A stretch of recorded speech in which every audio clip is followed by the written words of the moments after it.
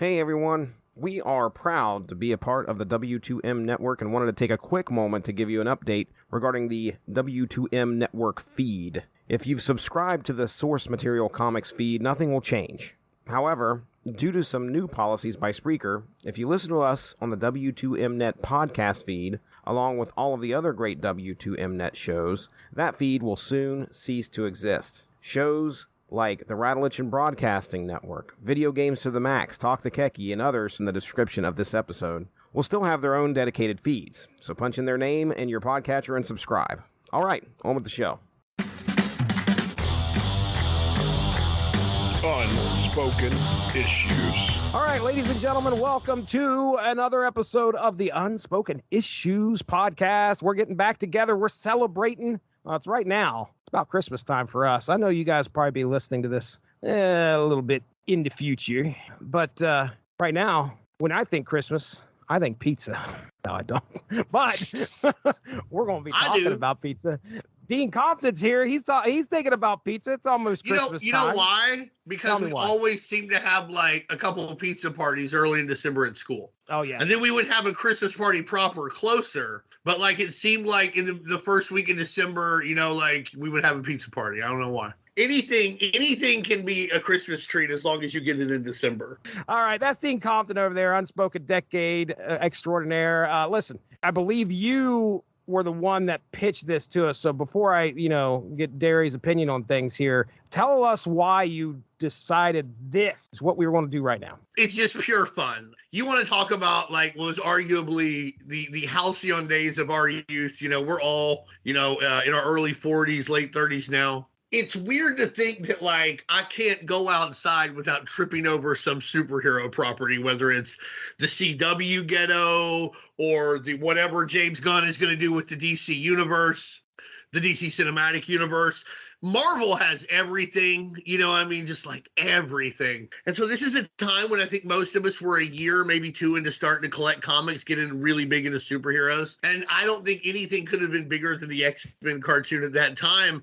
And if you were like me, you had them bookets growing up, you read the fucking books, you got the fucking personal pan pizza. And now they were going to combine the X-Men, which was already like the biggest thing that could possibly happen in my life at this time, with pizza, which is something that, like, I'd always loved. I loved getting that personal pan pizza. I loved Book It, you know what I mean? And now we're going to have tapes, and there's going to be cups, and there's going to be giveaway comics, and there's going to be, the box that has the X-Men on it. It was like it was aimed directly at us. I think also when it comes to 90s stuff, we talk a lot about stuff that can be a little serious, and we can get very serious on here. Today, it's going to be like 90% fun. We're gonna poke some fun here, but we're going to keep in mind this was all aimed at getting people, particularly younger people, to bridge the gap from the X-Men cartoon and from their Pizza Hut, their local Pizza Hut, to reading comic books, to reading the X-Men comics, which is another thing they don't really do anymore. Like if you get some kind of giveaway, it's more geared to get you to watch another movie or buy a Marvel Legends. These, especially the real heroes, really were like, hey, there are comic books and you can read them. They're available. So, like I said, pure fun. And I think an important marker of the times, an interesting way to see how the times have changed. Just a reminder of how important it used to be to drive readers to comic books as opposed to how it seems to be now. That's probably why I picked it. And also, Snick Wolverine, baby. I love fucking Wolverine. He's in this a lot. And now you can get a Marvel Comics X-Men video, a mini comic book, and trading card for $4.99 with any pizza purchase. There are 2 X-Men video packs to collect, and you can get your claws on both of them exclusively at Pizza Hut. Strange and powerful forces are attracting people to Pizza Hut. It's the Marvel Comics X-Men video with a mini comic book, pull-out poster, and trading card, all for only $4.99 with any pizza purchase.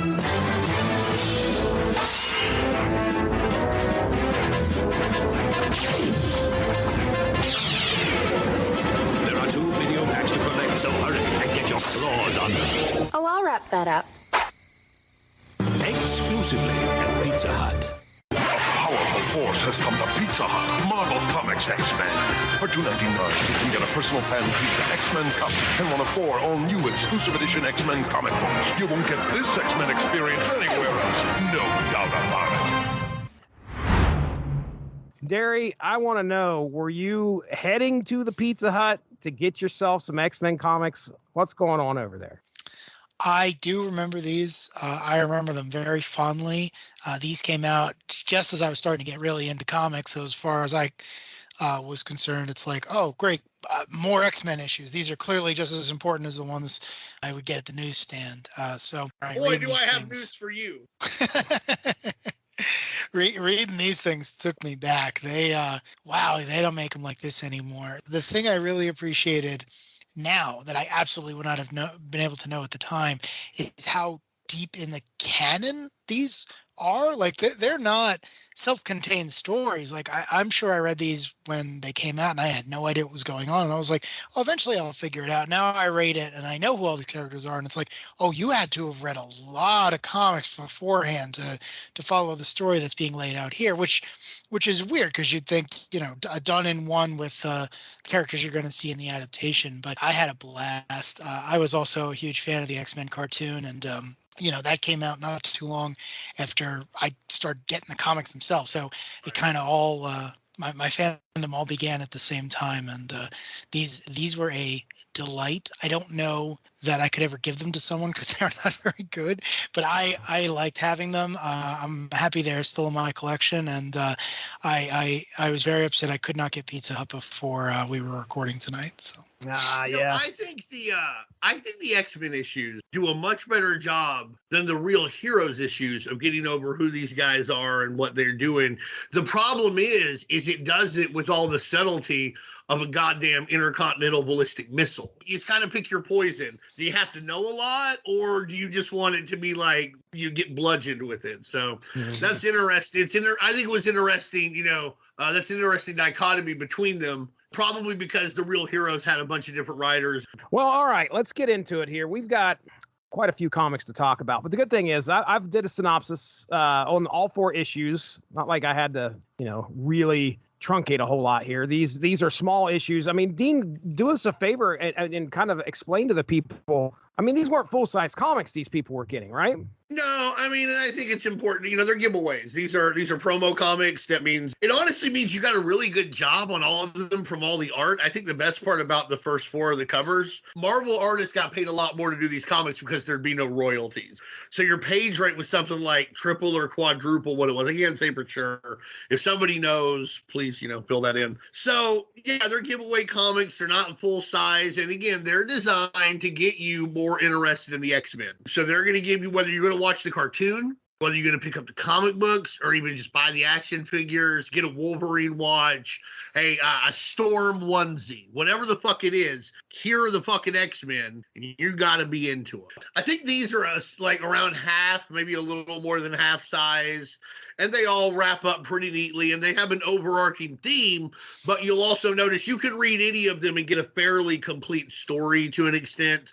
I actually had all of these. I didn't go get the pizza, but I bought them later out of quarter bins. But I did get the first one. I think it's the Rogue Gambit one. I got that one at the pizza place. Watch out. Batesville, Arkansas Pizza Hut forever. That Street Fighter 2 game. I played it. Oh, nice. I lived that dream. We kind of talked about this last week, like, getting prepared for this. What was the arcade game at your local Pizza Hut? Right. And I remember, of course, there was the Pac-Man Galaga. There's probably Miss Pac-Man Galaga there or something like that. The coffee table one where you could sit down and play it. And then there was, for some reason, I remember Darkstalkers. I don't know if you remember that game at all. It was a fighting game. Supernatural type of deal. The winged ladies on it. You got it. Yeah. Yep. You got it. She's in the Marvel versus Capcom games. That's right. Yeah, that's her. Going to Pizza Hut was a big deal, kind of, in our family. It's a sit-down pizza restaurant. Oh my goodness, that's they are bringing this to our table.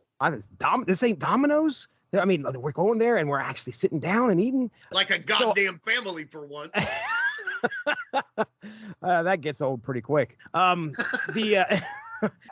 pretty certain that I've got the VHS tape volume 2 of the Creator's Choice when I was at my dad's staying that weekend. So we went down to Pizza Hut, and I don't know how in the world I ended up with it. I must have spent, you had to spend a little bit of money to get it, right? That wasn't like for the VHS tape. I'm sure you had to, because back then that they weren't just going to give those VHS tapes away.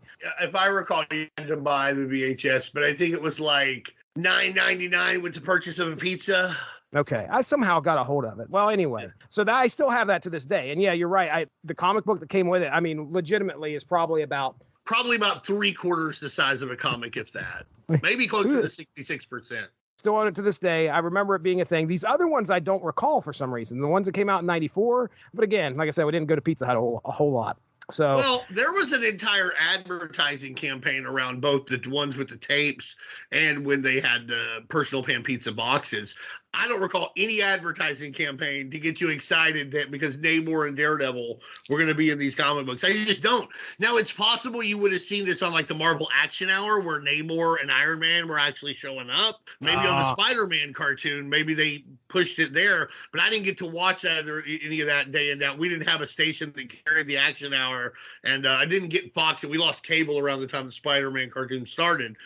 X-Men Collector's Edition, 1993. All right, so we got 4 stories here. I'm going to try and break down the names of the stories, creative teams, and then we'll get into the synopsis. I'll turn you boys loose. Here it is. First issue is called Slice of Danger. All 4 of these written by Scott Lobdell.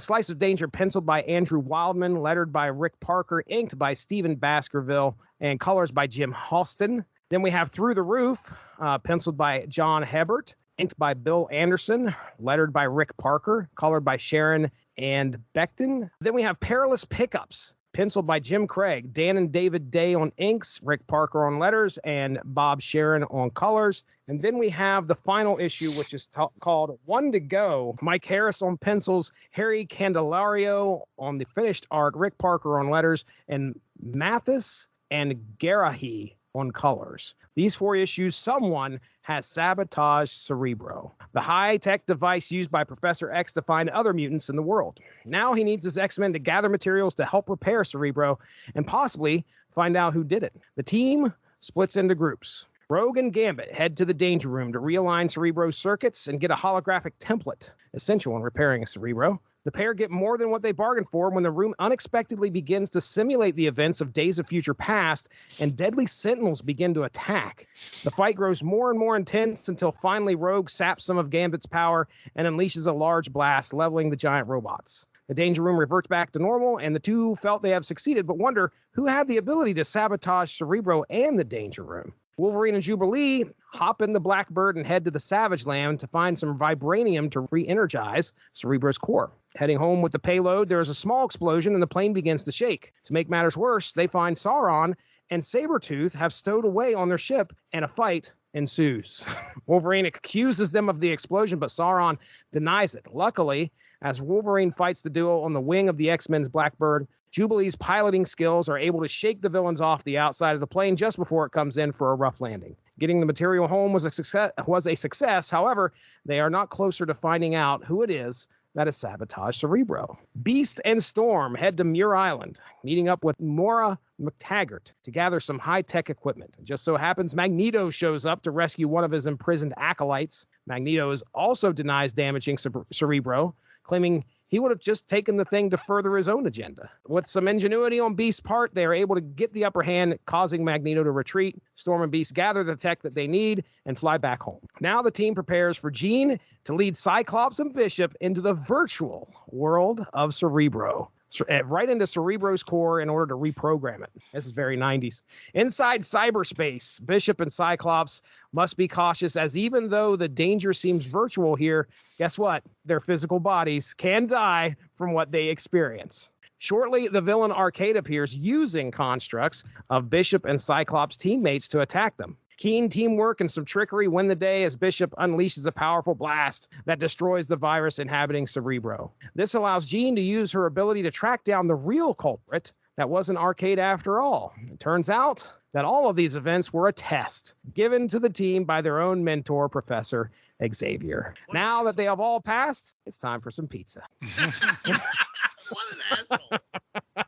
Professor X is an asshole. Like they almost die like a couple times. Like it's all just a big test. He sends them across the goddamn planet. Right, dude. Like go to the Antarctica to test. Land.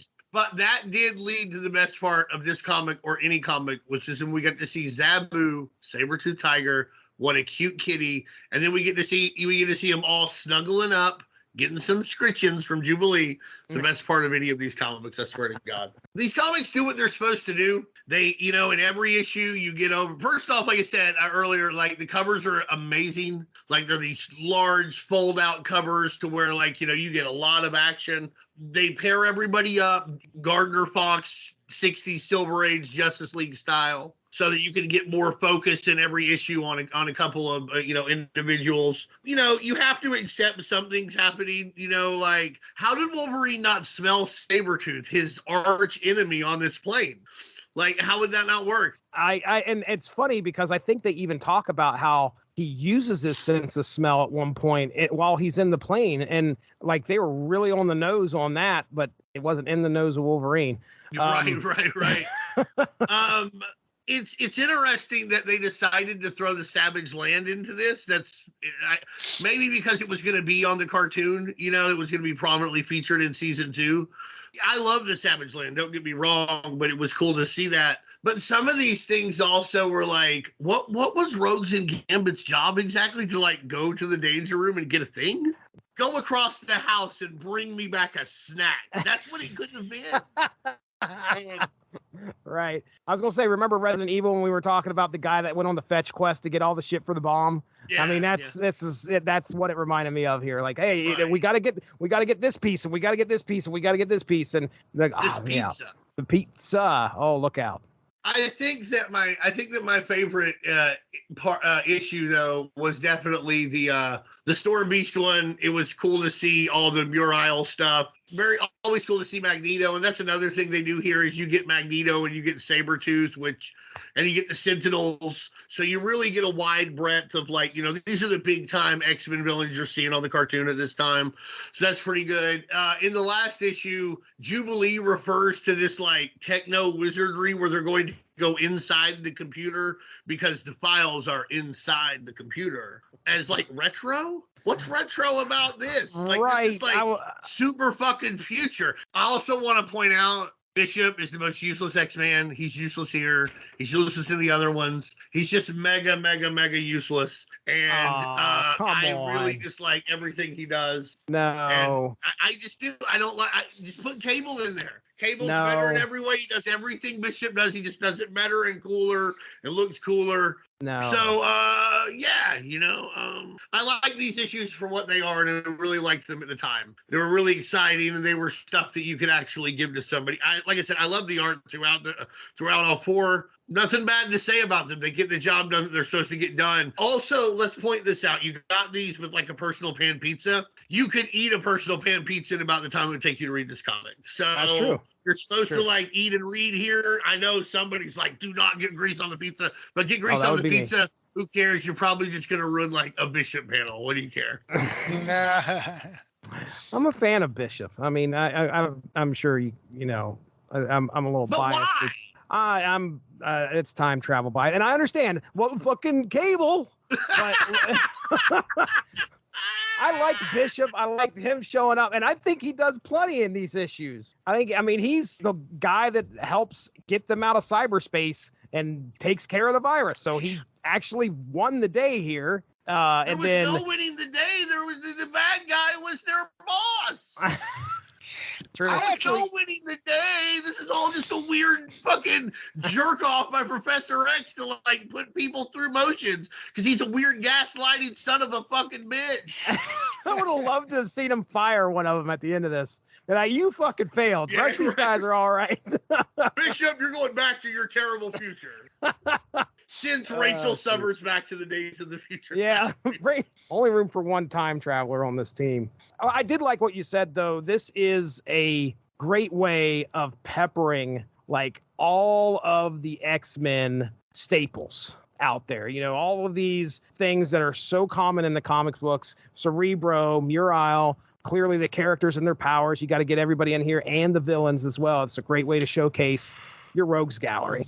that's what I appreciated. And I think this, to me, is the one that felt like the most comic book series out there. Even though the plot seemed pretty thin when we reached the end of it, this was, to me, a comic book story. It didn't feel like it had any kind of agenda behind it. And that's why I appreciated these probably the most about what we're getting from the rest of these comics. Like I said, these are comics you're supposed to read while you eat a personal pan pizza that has the X-Men on the top, and you have a fucking Mountain Dew or Pepsi, whatever PepsiCo product you want, because that's what Pizza Hut does. Yum Brands. Yum Brands. Spin off of PepsiCo. So That's like right. they still have that agreement going. So you're gonna fucking like get your Pepsi product, maybe a Sierra Mist. I don't fucking know. Ooh, I don't know. I hope not, because that's gross. That's Scott Lobdell gross. I was just gonna say I like Sierra Mist. Of course you do. I don't like Mountain Dew. I don't really like Pepsi or Coke or any of that. I'll drink a Sierra Mist if it's in front of me. Oh. If it's in front of me.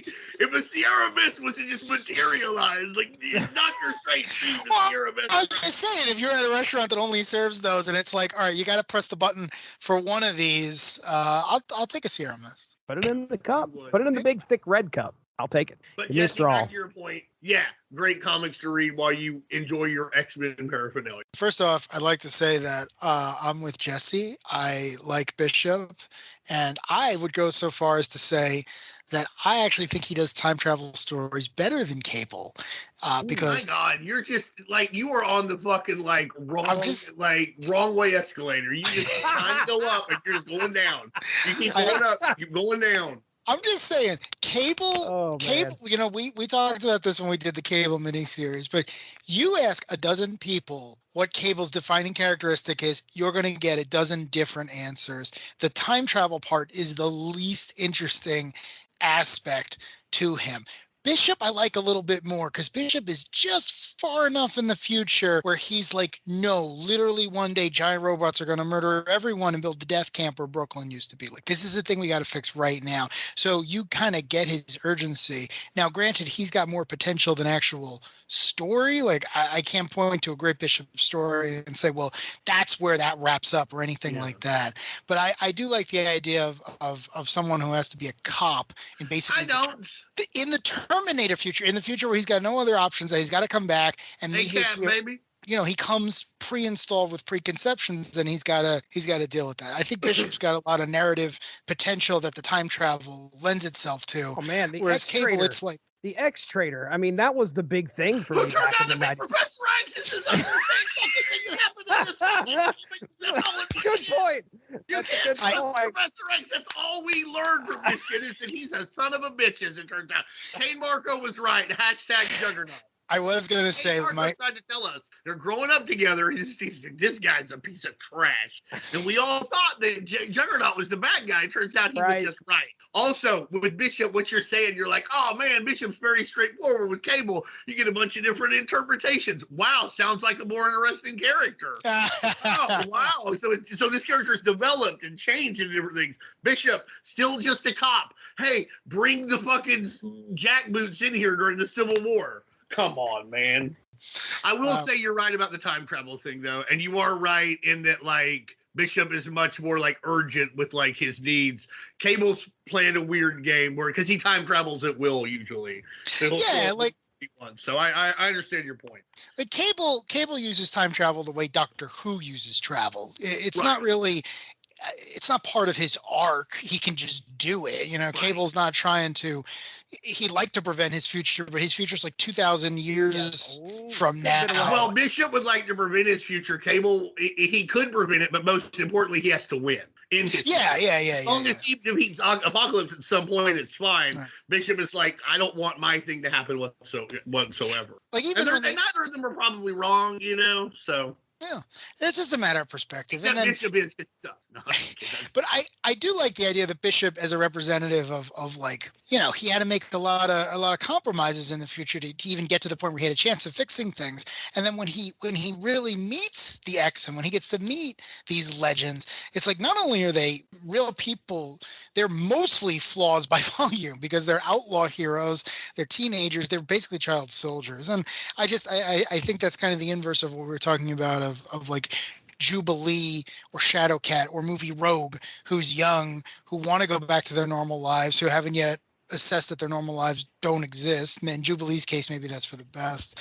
But with Bishop, it's like, no, my life was a hole. I never want to go back to it. And if I could get the heroes to know this crucial piece of information, I can prevent anyone from having go through that. And it's like, yeah, but the heroes are kind of screwed up, and there's a reason that Sentinels murdered your family. So, but with Cable, it's kind of like, it's something you did. Yeah, exactly. So, but Cable is the better character. Cable's got better storylines. He's got things fleshed out, everything else. Bishop, again, I don't really have anything to point to, Looks cooler, has cooler guns.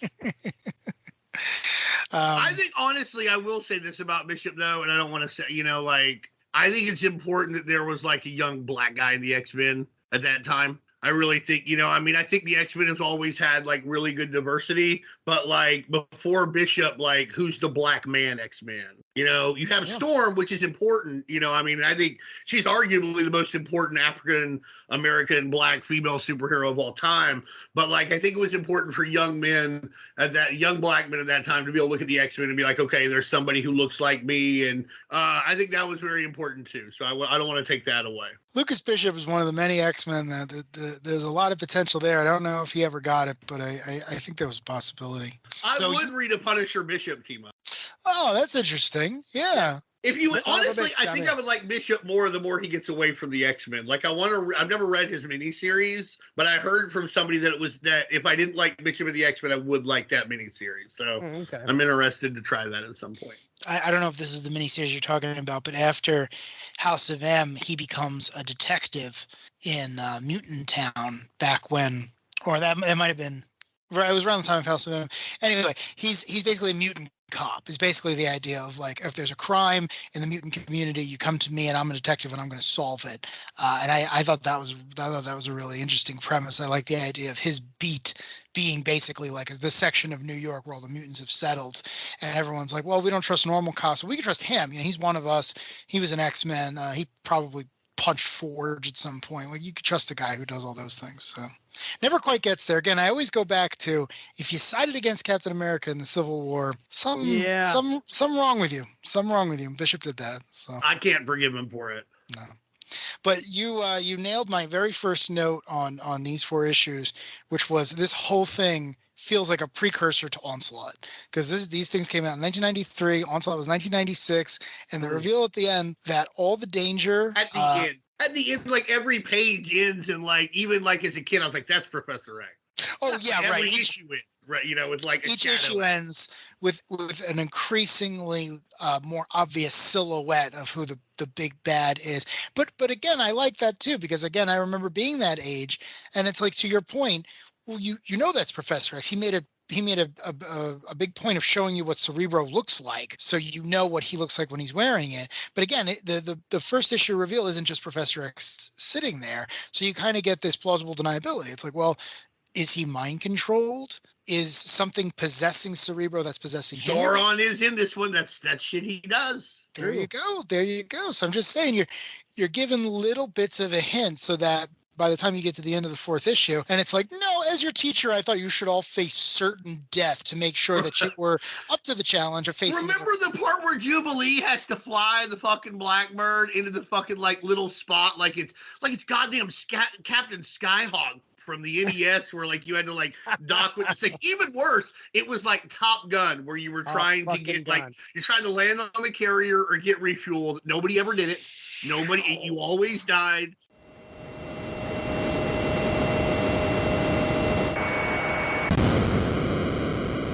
And, like, she had to do this. Like, Professor X almost, like, killed her. Like, Wolverine was going to live through anything. Like, Daisy Johnson set off, like, an earthquake in his heart. He just lived through it. Like, Wolverine, whatever. Oh, my goodness. But, like, how could you do this to, like, Jubilee, who, like, started being a superhero 8 minutes ago, to the point where she has not taken her raincoat off? You know what I mean? She's not even comfortable in the X-Mansion yet. It's terrible. That's just, like, terrible, man. I just think that's not a way to treat a team. For people who, like, worship you. This is pretty consistent with the way Professor X has always been shown. There's that famous image of Kitty saying Professor X is a jerk, and he's constantly been shown to do weird stuff. Like, if you've read the issues, it's Oh no, you're right. My headcanon Professor X, though, and this is why it's weird for me to see him portrayed this way and stuff that's like packed into the animated series, is the animated series Professor X, where he's a pretty good dude. He doesn't really do a lot of this. He doesn't gaslight people. He's pretty straightforward, just, really wants to help, and it's not just like secretly, I'm pulling all these strings. Look at all these fucking muties. Like he's the guy from Ruins who's like, you all came from my dick. I like a more questionable Professor X when you are reminded that he is, in fact, a professor. You see this a lot in the movies, too, where, the animated series didn't have a bunch of students running around. There's some lip service paid to the fact that most of the people you see were at one point students at the school. But it's never really shown that it wouldn't be. Now it's just a paramilitary strike force. Yeah, exactly. It's a bunch of adults, young adults, gorgeous adults running around, blowing up government buildings, before the terrorists can blow it up. It's doing flips. Yep. But I do like the idea of Professor X as being this tough love teacher, like the type of teacher who, when you have them, you hate them. You absolutely hate them. And then you get out into the real world and you're like, oh, I see what you're preparing me for. And in the case of the X-Men, it's like, you are going to have to fight an adamantium covered robot at some point. You're just going to have to. Like, they're federal employees. You're going to have to fight one at one point. Plus, my old best friend / boyfriend / Holocaust survivor is starting a group of super terrorists on the moon. Like, you're going to have to deal with all of this. If I'm mean to you and I lie to you occasionally while you're living in my gorgeous mansion in Salem, so be it. They call it training. That's what we want to do. Yeah. And again, I mean, a lot of it is taken to the nth level for narrative effect. But it basically comes down to, like, listen, the X-Men, you got a 50% chance of being killed right out the gate, until Krakoa and not all these guys get resurrected. So, if your bald, questionable professor can make sure you don't make the same mistakes he did, I'll take it. Fine. Yeah, but here's the thing. You're talking about tough love, and I think there's a pretty good difference between tough love and outright gaslighting someone. And he's just gaslighting the X-Men. I actually think in the cartoon he does show some tough love for, like, Jubilee at moments and Wolverine at different moments, but like, you're right, consistently he's not a professor. He teaches no classes or anything. But I just think you can train people for the real world without gaslighting and manipulating them. At the same time, I'm not the world's most powerful telepath, so what do I know? That guy knows everything. Truthfully, I'm always surprised, with the exception of you mentioned the character of Vulcan before. I love Ed Brubaker, but I don't know if he should be writing the X-Men. With the exception of that story, for the most part, the awful, terrible things that Professor X did could be way worse, considering that he is basically God when it comes to what different characters can remember and recall. So the fact that people are able to find out he did these things at all is pretty impressive. Right. Because I can tell you, I absolutely would not be that altruistic if I were the world's most powerful telepath. But try to be. I would try to be too. It would last 5 minutes. It would. I mean, it just, it would last 5 minutes, right? You'd realize you could make someone think whatever you wanted or anything. I mean, we don't have that type of self-control. Have I don't know your how he answer has that just type like of that. Like, if I could actually figure out what she wanted for dinner. And you're not the anarchist of the group, so good to know that you were there. I would honestly be more like the Purple Man at the start of, like, Emperor Doom. Oh my God. But not like the terrible stuff, but I would just want to be set up and be alone. Okay.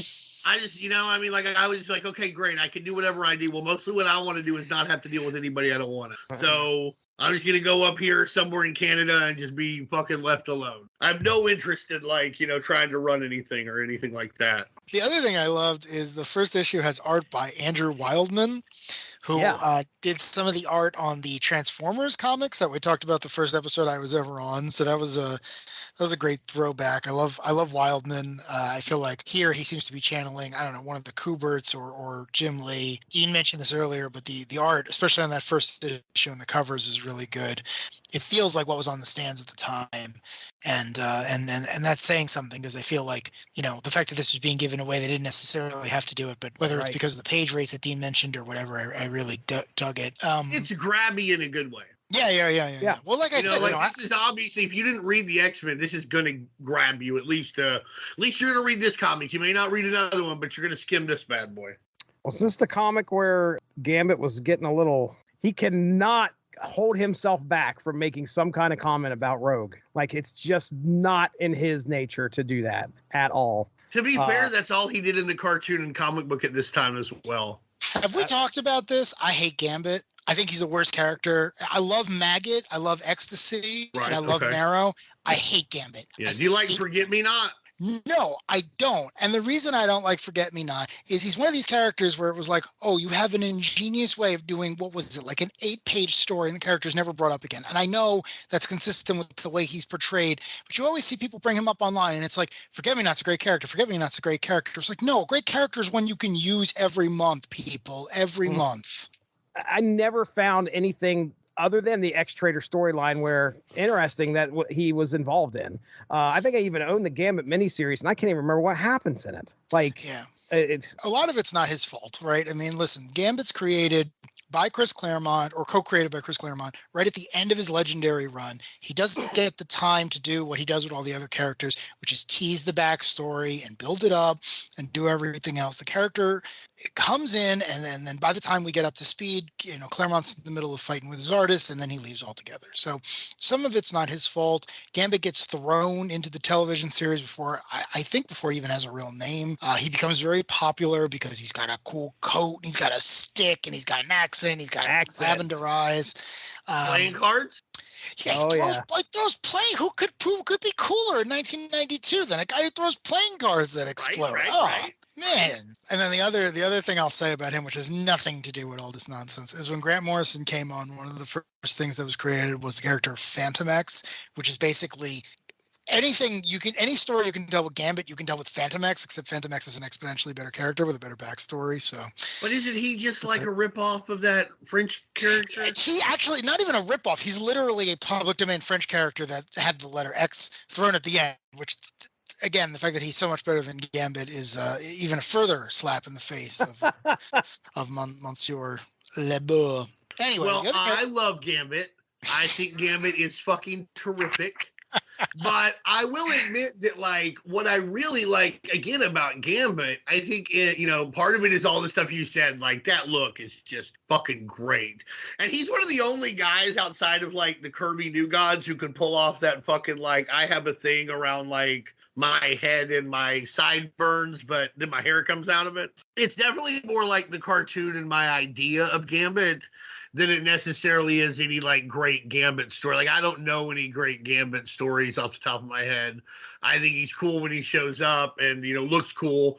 I love Donatello, and so I could twirl a staff. So if I pretend to be the X-Man, I could, like, twirl one because I've learned that from the Ninja Turtles. So that was a good skill to carry over. Mostly, yeah, Gambit's just cool in, like, my headcanon, I mean, I like him. I will say in the cartoon Wolverine and the X-Men, he's really awesome. Okay. But he's not really on the X-Men. Like, he tries to steal, like, a dampening color from them. And this lady is like, she's trying to hire somebody to steal it. There's all these thieves. They're like, no way.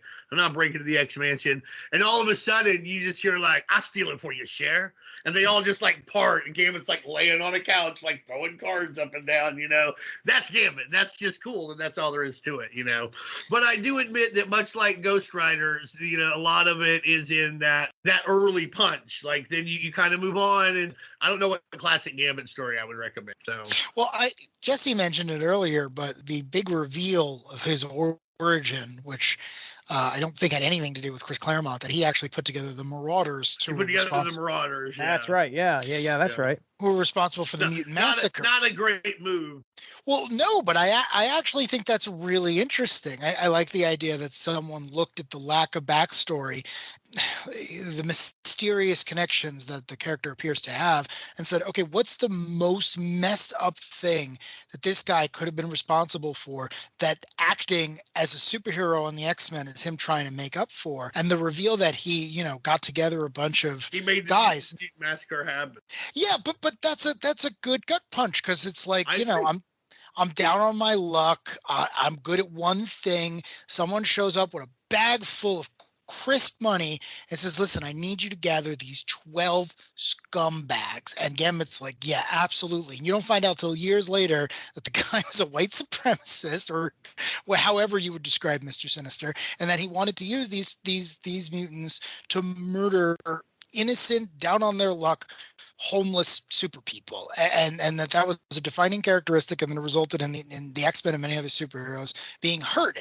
And Gambit's like, well, I didn't hurt anyone, but I'm definitely not going to brag about this. And then when they find out later on, it's kind of like, oh, you're bad. And then they leave him in Antarctica to die. So I always like that, because I like the idea that, he was sitting in the back of the room going, as long as no one finds out I did that thing, and I can save enough people, and I could try to, it's the Wolverine thing, right? Like Wolverine went out and he's murdered hundreds of people, but most we would say either A, had it coming because they were bad people who were beating up other people, or he wasn't in his right mind. He was being used as a weapon by people who should know better. And it's kind of the same thing. Like Gambit wasn't sitting there going, oh yeah, you're gonna kill Blowhard and Mask and Artie and Leech. It's like, he was paid for a job. Can't wait for you guys to crucify Angel. Yeah, exactly. It's just and also, like, that's like Shadowcat winds up stuck in her face, so that leads to Fantastic Four versus the X-Men.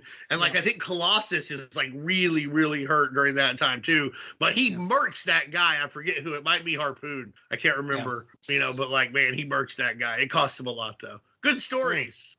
Yeah, I mean, Scott Lobdell, nowhere in sight. No, those early Claremont crossovers. Listen, all your books are the top-selling books. You got to make an event out of it. Walt Simonson wants to join on since you're working with his wife. Like, make this happen. Claremont made them matter. Those early crossovers, those didn't just happen and they were forgot about it. Like, he wove them back into the story. So he, victim of his own success, because when he wasn't doing it anymore, they were just like, all right, Onslaught, Infinity Crusade, Atlantis attacks. It's we gotta have them, but no one else knew what he was able to do. So anyway, I'm flipping through the issues as we talk. The other character that I have no love for is Kazar. I don't know if you guys particularly like him, but every time he shows up, I'm just like, wrong way escalator. Like I don't know if we can be friends after this show. Like Cable. Oh, every time Scott Lobdell, you hate Gambit. Now you don't like Kazar. I'll be honest though, I don't love Kazar, but I love Kazar in the spots where there should be Kazar. And if you're going to the Savage Land, he should be there. I'm much less interested when they're like, here's Kazar trying to be a businessman in New York City. You leave that shit to XO Man of War, buddy. Get back to the Savage. I don't know. Whenever he shows up and he stands around with his little loincloth, and I'm just like, yeah, okay, I guess. I don't know. I guess this is cool. Like, part of me too is like, oh wait, you're a British nobleman and you got dropped in this place, and all the human or humanoid races who live in the south of the planet are now looking to you for, I don't know, leadership or spiritual guidance or some nonsense. But I love the character of Sauron. I remember when the Lord of the Rings movies came out, and I was like, hey, he's got the same name as this dinosaur character from the X-Men. That's weird. I wonder who stole from who. But I like Carl. Roy Thomas pretty open about that. Yeah, no, Roy the boy is good at wearing his literary influences on his sleeve. I always appreciate that about him. And Kazar is like an old Marvel character too. Like they did pulp stories about Marvel, about Kazar in like the 30s and 40s, I want to say. So it was a name they made about, listen, he's obviously fucking Tarzan. Like anybody who makes any bones otherwise is being silly. But I think in a universe where there's like a blind lawyer who like kicks shadow ninjas, there's room for a Tarzan pastiche, and I'm glad to have him in the Marvel universe. You nailed it perfectly. It's when you go to the Savage Land, the Lost World, this trope that predates the Marvel universe. You need someone there, right? You need someone to quickly get the characters up to speed and move them on to the next thing. In this case, it's getting an Arctic vibranium. So you're right. And again, Lobdell doesn't go out of his way to make Kazar the center of the story. The center of the story is Wolverine's going to fight Sabretooth because it's 1993 and we know exactly what you want. That is delightful. If you gave me a comic that was just called Wolverine versus Sabretooth, and every month I got 20 pages of them fighting in Canada, across the world, across time, I would be very, very happy to have that on my pull list. But yeah, you're right. Kazar is Tarzan, and he shows up, and he's in the Savage Land. And when Spider-Man or the X-Men or whomever have to go down there, they've got a friend who occasionally says "git." But the real star is Zabu. I'm sorry. I mean, like this whole comic could have just been that kitty just doing kitty stuff, chasing some like giant rabbits. Maybe he has to like fight Cyberforce. I don't know, but like it could have just been Sabu doing stuff. I don't want to see Cyberforce beat up on a poor cat. I don't think you want to see what that cat will do to Cyberforce, buddy. He's gonna rip it back apart. He's a hunter, the lord of the jungle. Nature's killing the jungle. No, you're right. Cyberforce would absolutely win that. The real way that he beats Cyberforce is he just rolls over on his belly and asks for scritchins like he does Jubilee. Who's going to hurt him then? Stryker's going to go give him like scritchins with like 3 different arms. Doing the belly roll. It's going to be nice. They're going to give Sabu like a cyborg eye. He's just going to join the team. Oh, perfect. Love it. I was very happy to see. I would buy that, by the way. Carmela Ununcion, who I thought was Eunice the Untouchable, and then I had to look this up, and apparently Lobdell just reused the name on a seemingly unrelated character, an acolyte of Magneto. So that made me very happy because I was like, oh yeah, I kind of remember you from back then. Good to know that Lobdell was doing a little bit of cross promotion because that was an acolyte he created. But how about when Beast makes a proton pack so they can beat Magneto? Pretty neat. Egon Spangler, not nowhere in sight, not even in this universe. But wow, he whipped one of those up. My favorite of the 4, and you guys mentioned this, is issue 4 because wow, just wow. Like, I know in 1993 a lot of us probably didn't know what a computer was or how it worked or anything like that, but the X-Men journey to cyberspace, and it is a thing of beauty. It really is. It is apparently the only time where Bishop can use his guns, maybe because he's CGI at this point. There's like this phantom force that keeps him from shooting people in the eye. It's like he's like, what is that? It's like, it's the Code Master. It's the comic thing. Oh man, that's amazing. I like how they're strapped into like shit that looks like it's from the Lawnmower Man movie. Lawnmower Man, yeah, was the same thought I had. Yeah. They're floating up there. I'm looking at the panel right now. You know, that's one thing about these is that you have plenty of splashes throughout the comics. I mean, even if they were a smaller size, whatever, 2-page splashes show up quite a few times. Yeah. And the inside covers had stuff too. You know what I mean? Like they were drawing, you get like basically 2 big gatefold covers. You know, I mean, I know it's free, so this is funny to say, but like, you got your money's worth here, because you had to buy the pizza, the combo meal. It was totally worth it. What's your favorite Pizza Hut jingle? And what's your favorite, like, Pizza Hut variant? Like, I used to love the Bigfoot pizza. You know what I mean? Like, I know it was not really that good, but just the idea of it was just entrancing to me as a child. Recently, an object was sighted. It was big. Bigger than big. Huge, large, astronomically big. Big would be an understatement. Hey, that kid was huge. Long guy. Big, huge. When it arrives, you better not be alone. I like how this pizza is Jason. Pizza Hut! From Pizza Hut. 2 square feet of pizza. 21 slices on a tasty new crust. $10.99 for up to 3 toppings. It's bigger than pizza. Bigfoot from Pizza Hut. A legendary value. Little Caesars there. Right. They had to compete. Oh, man. Now, wait, Hold on, can't be Mac going tonight. to Big Mac tonight. Get out of here, Mac, tonight. Not now, Mac. Not now. I could go on for hours about how many times I watched that commercial. Oh, there you go. Let me go ahead and stop sharing my screen. So, the Bigfoot pizza. I was obsessed with it. I thought this was the best deal you could ever have. Look at all that pizza. There was a middle slice, and I used to really like thin pizza, and so like that would be like a thin. So I was like, oh yeah, let me get that. So anyhow, I think we only got it twice because there weren't coupons for it. That was an incredible determining factor about what pizza we would get. We went to the pizza place. And I learned when I moved out to college, and I was ordering pizza on my own. Yeah, you got to have a coupon back in the day because you'd be like, oh, two large toppings, $14.99. You would get like 1 large topping, 1 large pizza, 1 topping, like $93 or what the fuck ever. You're like, what the hell? What the fuck is going on here?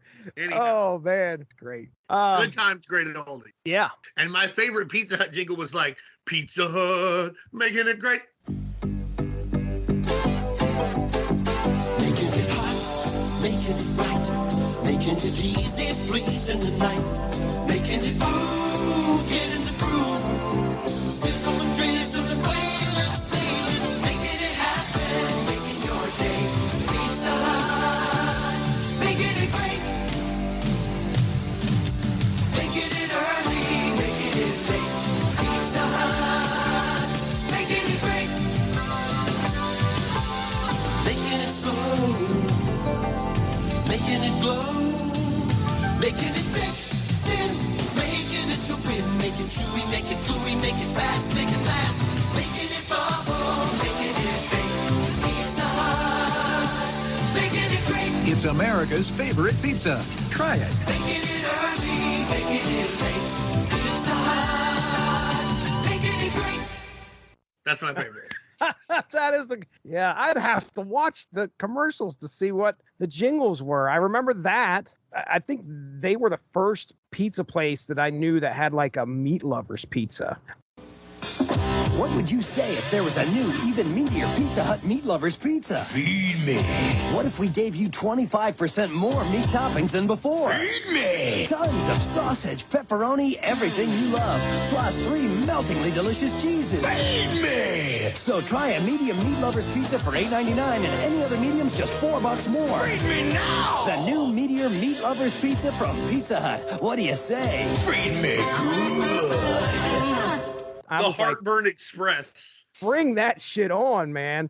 I'll go with that for my favorite variant of pizza, I guess. Bring on that fucking meat lovers. I don't remember any of the jingles, unfortunately. I feel like I have less of an affinity for Pizza Hut than the two of you do, so I do apologize. But you better apologize for your childhood again, because you told me about how much you love Scott Lobdell and Bishop. Am I making this up, or was there a dessert pizza?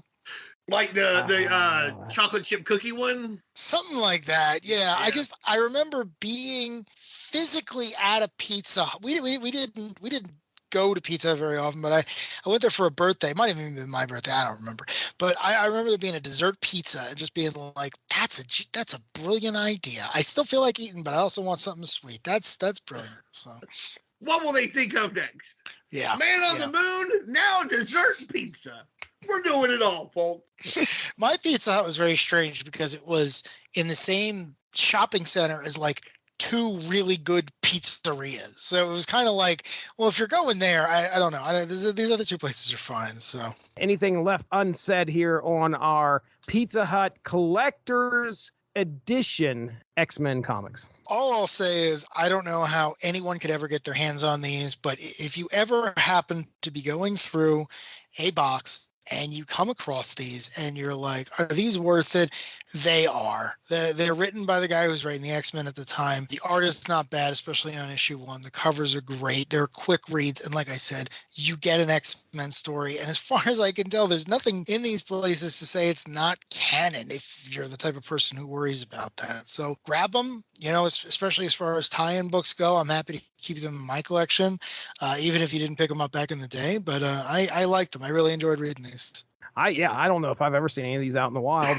I really don't know if I ever have. Probably one of those things where they were just like, unless you're really serious about bagging and boarding things, this probably ended up in the trash. Well, and that's what's sad. Didn't make it home from a pizza place. They got grease all over them. That kind of thing given to kids as part of a meal. What I find about these and the real heroes is that like the later issues, like they're not expensive, but they can be hard to find. Thanks for joining us. Unspoken Issues is part of the UnspokenDecade.com, the home for 90s comics, blogs, and podcasts. Unspoken Issues also has a Facebook group you can join if you are interested. Just search the Unspoken Issues podcast and request to join. All of this would not be possible without W2Mnet.com and the Rattleitch Broadcasting Network, so make sure to seek them out for more podcasts. If you enjoyed what you heard today, please feel free to share, and we look forward to entertaining you again soon. Scott Lobdell, the worst X-Men writer of all time, wrote the others. So, I don't have any good words for that guy. I'm just going to say that now. I don't like Scott Lobdell. I don't think he's talented. I haven't read Generation X, and apparently that's his magnum opus, and I've never read them. I've skimmed it. I've never read it, so maybe it's good, but... You guys ready for some drama? No. I love Scott Lobdell. I love him. What? How could you? When I started reading, Claremont wasn't on X-Men for very long, and Lobdell came in, and he at one point either tried to or was a stand-up comedian. I thought he was funny. I have nostalgia for his run. I don't know a lot about the man personally. I think there have been some issues recently. I'm really not sure. I'm completely disconnected from the world around me. But he sexually harassed that lady at the convention. I know that. I remembered something about that. So again, I'm not. But I hated it before this. So I sure. But I hated it. But I was a fan of his for years. His name for a very long time got me to pick stuff up. I think until the New 52 when he started writing Red Hood and the Outlaws.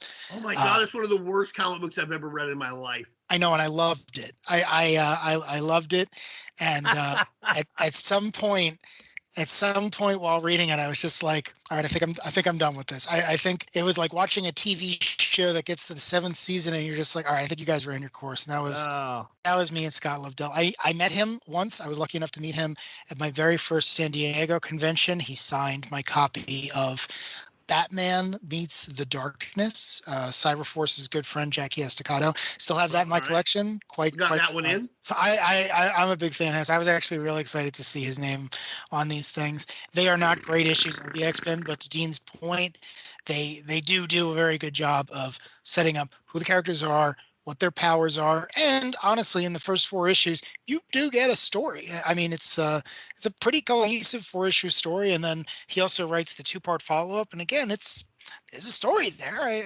Mechanically, nothing is missing. So sure, he wasn't necessarily the bad choice for this because he's a bad writer. So like, what you need is somebody who'll just get everything across very simply and straightforwardly, and he does. Yeah. By the time you're done, my God, you know who fucking Jubilee is, because I hate Jubilee. Oh yeah.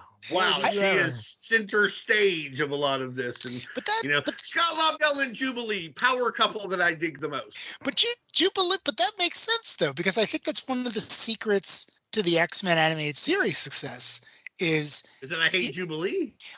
I'm not the world's biggest Jubilee fan either, but think about it. You get to see. Kids are going to be fans. Well, yeah, right. And we were kids, me even more than you guys. And it was like, oh, okay, this kid is going through this thing that she can't explain, and then she is going to go into the superhero world. Listen, it's a tried and true format, right? I mean, how many of Chris Claremont's stories are from the perspective of Kitty Pryde? Like this is 101. Like, you want to tell a really good X-Men story, have a teenager who's going through this nonsense show up at the X Mansion, and then chaos ensues. So I think a young lady, and she's got to be pals with Wolverine. Listen, man, I watched X-Men, the first X-Men movie in theaters opening day, and when I saw Rogue very quietly become Wolverine's surrogate daughter in that movie, I was like, I wasn't expecting it, but it checks out. Here we are. Well, we'll get into our. You like Scott Lobdell. Look, man, I don't know who said it, but the golden age of science fiction is 12, right? Yeah. The stuff you get into when you're a kid, it makes an impression. I thought he was funny, man. I followed him on Alpha. I thought he sucked in. I was the same age. I thought he fucking sucked in. I think he fucking sucks now. He's like the inverse of Bret Hart. He's the worst there is, the worst there was, and the worst there ever will be. Bret Hart is my favorite wrestler, so I appreciate that. And again, I don't have any, as the kids would say, hot takes on why I like Scott Lobdell. I also, you give me enough time, I'll defend the Chuck Austin X-Men run. Most of it is I just like arguing with people, but I don't really have a thing to stand on. I just know that when I read his issues, I'm like, yeah, all right, this is time well spent. Darry, you're the one. Wait. I'll take that. I will say I probably dislike Scott Lobdell's work more than it deserves. It's probably better than I get, mechanically and everything that I give it credit for. But like, even then, I liked it when Nicieza would do the X-Men. I really like John Francis more. Moore's great. I really liked X-Force better. And for me, the X-Men, when I'm nostalgic about the X-Men, I'm nostalgic about the cartoon. When I'm nostalgic about the X-Men, I'm nostalgic about the Toy Biz fucking figures that they had everywhere. I still have the Wolverine, the first one, brown and yellow. His mask is a ring. You can put it on your finger if you are 12, not if you are 43. Your fingers will be too fat. So I will say Scott Lobdell, when it comes to big moments, he doesn't fuck them up like Fatal Attractions rules, and he's a part of it. And even his stink couldn't make that stink. But like, you know, I mean, I do like the X-Men big events, but when I try to read it month in, month out, I found it to be drudgery. And I'm not going to lie to you. I find a lot of Chris Claremont stuff to be drudgery as well. Like now when I see Claremont shit, it's like, oh man, you're reading a trade. Here's 800 issues with 12,000 words a page in each issue.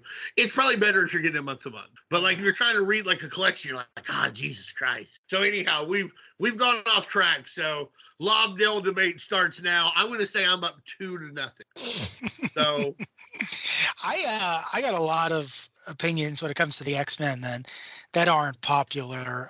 One of my favorite X-Men of all time for no reason is Maggot. I know he's terrible. I know he's a terrible character. I have nothing to defend him on. It's just I remember when he was introduced, I remember he made absolutely no sense, but you had Joe Kelly on the book, and I was just like, yeah, all right, cool. I want to see where this guy goes. And of course, nothing happened with him, but he's one I got fond memories of. So I like a lot of the. I like Maggot. Yeah, I like crappy X-Men. I don't know what to tell you. It's not even comfort food. It's something more primal than that. It's like you can just straight up enjoy it. It's like I got friends who really, really like the Teen Titans, and I don't get it at all. But this, garbage 90s X-Men, that's my food. I can talk to you about that nonsense for hours at a time, even though I know ostensibly it's probably not the best. I will say this, when it comes to guys like Maggot, Lobdell did get this right when he started Generation X, where he's like, we made a bunch of mutants where like everybody's got these cool powers, and Jean Grey and Psylocke are supermodels, and Wolverine and Cable and Cyclops are always looking cool, doing cool shit. We need to get back to like, this isn't the best thing, in the society sometimes. Like it's not that easy to be a mutant. And I think Maggot was kind of that way for me. I enjoyed that aspect of him. And also, I feel like we've seen just about every superpower you can. So when somebody comes up with something like, oh, he has these maggots that he shoots out that he like communicates with, and they like do stuff. I'm like, you know what? Like you, I'm like, I want to see where this goes. At least this is an original power. At least we're not gonna bring back fucking Scott and fucking Alex's brother that nobody ever heard of, Vulcan, who's apparently just like, I don't know, space Superman seemingly, whatever. Like he's very just by the numbers. I'm like, hey, you can do something with this now. I will say that I agree with you. When a new X-Men on any of the teams shows up and they look normal and they just have energy powers and they're trying to figure out how to control it, or they're super strong or anything else, I'm like, okay, you could potentially be on the Justice League, but I don't particularly feel bad for you. But like Maggot, or to go back to Generation X, Skin or Mondo or Chamber.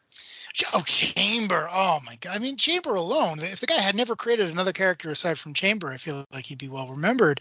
These are characters. And that's why I said, to be fair, I haven't read that stuff closely. That's apparently the best shit he ever did, and it could really pay off. It is, but a large portion of that too you have to give it to the artist. Bocalo nailed it there. Oh, he's unmatched, and they clearly sat together and they were like, we need to create new, like this needs to be our generation, the 90s version of the New Mutants. Like we just need to come up with new characters, and they're not all still around, but yeah, Generation X is a good time, and a big part of that is just these kids are going to go through it. This is a sacrifice, and then on top of it, you're a teenager at a private school, and that book had to take place in Massachusetts, which there's probably no greater hell on earth. So. I had a friend once describe to me that the best parts of Generation X were like, the New Mutants are in Dawson's Creek, but it's a Vertigo book about it. That is a great description of Generation X. Well, okay. Yeah, we talked for 20 minutes about nothing. Fucking Scott Lobdell. I was just looking at it. He got started in, it looks like writing. I'm looking at Mike's Amazing World here. He started writing What The back in 88. Yeah. And then he went on to Marvel Comics Presents, had a decent little run there. Starting with issue 9, and then it wasn't consecutive or anything. He's writing sparse stories in between there all the way up to issue 47. Yeah, and he'll tell you like himself, he just went to this Marvel every day because he could, and just basically hung out and annoyed people until they were like, hey, we need this tomorrow, will you do it? And then he did it, and from then on he got to do it. Yeah, That's why his early credits are like What The Marvel Comics Presents, right? That kind of thing, because that's what they would need to fill in. I don't know if you jokingly shared the Jim Hurd thing or if that was an actually legit thing. I didn't look it up. Well, I did look up Jim Hurd, but I was Well, Jim Hurd had nothing to do with this. Okay. Jim Hurd was like, he was a Pizza Hut executive in like the mid 80s, later 80s, because he's like in charge of WCW in like 1990. So he doesn't go back to Pizza Hut afterwards, you know. But he was the old, like, you're like, what Pizza Hut executive would have approved this? That's the only fucking Pizza Hut executive I could name, you know. So right. YouTube does have a Pizza Hut commercial with Marvel Comics. I didn't get a chance to look at that, but if you want to get a good idea of some of the advertising out there, folks, head to YouTube. You can also watch the interviews from the Creator's Choice VHS tapes that are out there. Stanley, Scott, they're so in depth, Dean. Yeah, no, go ahead. I should. You tell everybody who's there. I can't remember. I'm thinking it's Fabian. Okay, it was Bob Harris. Fabian is he as a however you say that. I always get that wrong. Stanley. And Scott Lobdell. Darry Waite's favorite fucking writer of all time. Just choking Alan Moore out with the weight of his fucking life. You know, if Alan Moore were to go to conventions to get out of it, you know. I think secretly that is why Alan Moore quit, because he knew he couldn't hold a candle. He keep up with Scott Lobdell. Yeah, he's like, I'm out. Scott Lobdell showed up and did the work, gentlemen. I have read every Alan Moore comic I get my hands on, but no one turns down work like Alan Moore. Scott Lobdell, I'm pretty sure, putting out books right now. So, I'm just saying, there's something to be said about showing up. There's a steady paycheck in it. Does he write movies? I don't even know. Didn't he write like Happy Death Day? Oh yeah. You're right. He went into screenwriting for a while. You know, you're right. You are right. So I didn't mind that. That was a decent I movie. ain't like seen it because based on his reputation, I don't want to. Your reputation precedes your film, sir. Right. I'm not watching probably this give tripe. him a chance. Maybe he's a much better screenwriter. And that's why Scott Lobdell sucks. What the fuck is that? He thinks kids say things that they don't. Also, no comic book writer has ever done that before. No, you're right. He's the first one. I'm glad you pointed that out, and I didn't have to. This was 30 fucking years ago. Laughs at Bob Haney.